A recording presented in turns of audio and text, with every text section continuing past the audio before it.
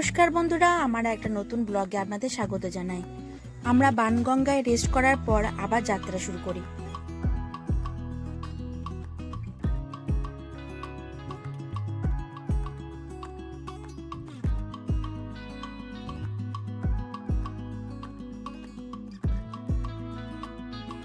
হাঁটতে হাঁটতে আমরা চলে আসি চরণ পাদুকায়। এখান থেকে অর্ধকুমারীর ডিস্টেন্স হলো প্রায় 4 কিলোমিটার। এই স্থানে মায়ের পদচিহ্নের ছাপ থাকায় এই জায়গাটার নাম হয় চরণ পাদুকা। বলে নাকি মা বৈষ্ণব মাতা কন্যারূপে এই স্থানে দাঁড়িয়ে পিছন ফিরে দেখে ভৈরবনাথ তার পিছু করছে নাকি। কিছুক্ষণ মা এখানে দাঁড়িয়ে থাকায় এই জায়গায় মায়ের পায়ের চিহ্ন তৈরি হয়ে যায়। মায়ের পায়ের চিহ্ন আজও এই মন্দিরে আছে। এই কারণেই এই স্থান চরণ পাদুকা নামে পরিচিত।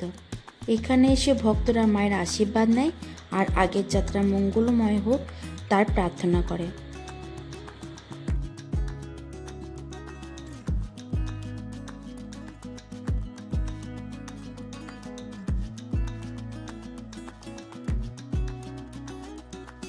এখানে সুন্দর সুন্দর দেবী মূর্তি বানানো আছে।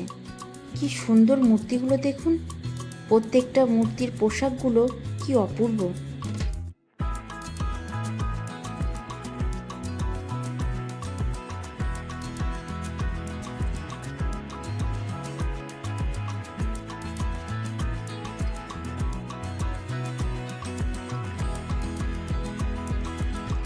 মন্দির থেকে বেরিয়ে আসার পর আমরা আবার যাত্রা শুরু করি। মাঝে মাঝে এরকম সিঁড়ি শর্টকাট রয়েছে। আমরা এই শর্টকাট রাস্তা ধরেই উঠেছিলাম, কিন্তু আবার যাদের হাঁটুর সমস্যা আছে তারা এই রাস্তা না ধরে ঘুরে ঘুরে উঠছিল।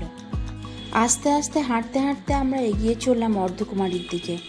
কিছুক্ষণ হাঁটার পরেই দেখছি কিছু ঢাকির দল এইভাবে রাস্তার মধ্যে ঢাক বাজাচ্ছিল।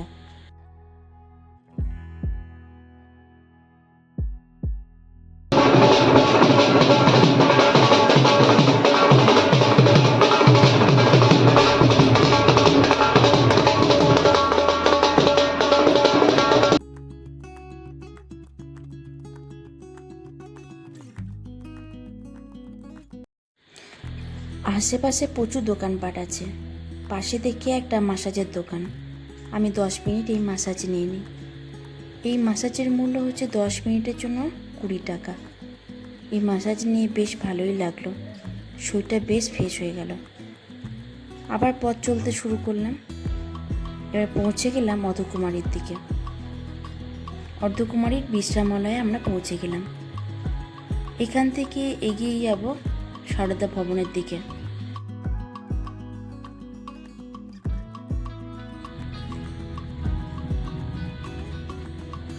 সারদা ভবনে আজ আমরা রাত্রি যাপন করব।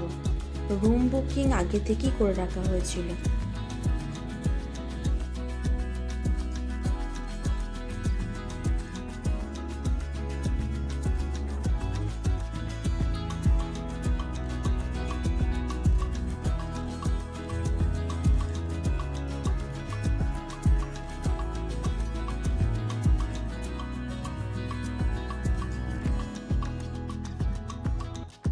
এখন ভোর 3:30 বাজে। আমরা চললাম বৈষ্ণব মাতা দর্শনের জন্য।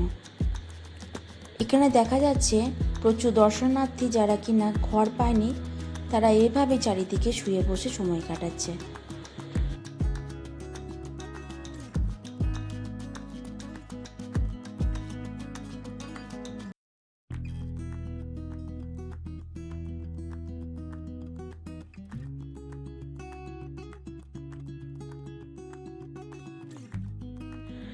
এইভাবেই ঠান্ডার মধ্যে প্রচুর মানুষ যারা কিনা মায়ের দর্শন করতে এসেছেন তারা সকলেই শীতের মধ্যে বাইরে ঘোরাঘুরি করছে।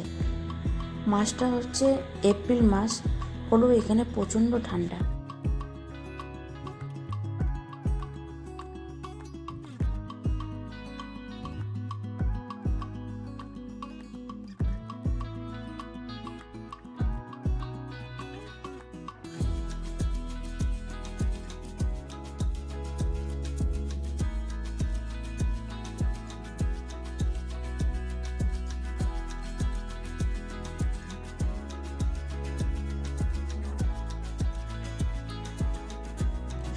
এখান থেকে কাটরা শহরটা দেখুন কি সুন্দর লাগছে, মনে হচ্ছে যেন চারিদিকে জোনাকির মতন জ্বলছে।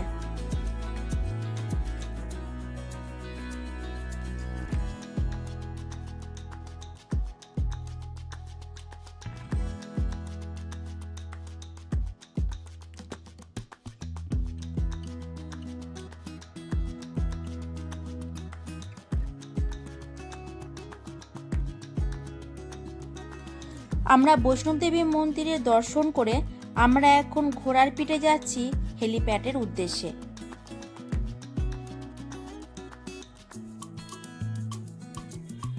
এখান থেকে আমরা হেলিকপ্টারে করে চলে যাব কাটরা। আজকের দিনটা সম্পূর্ণভাবে কাটরাতেই রেস্ট করব, কারণ কালকের দিন গন্তব্যস্থল পাটনি টক হয়ে পেহেলগাঁও।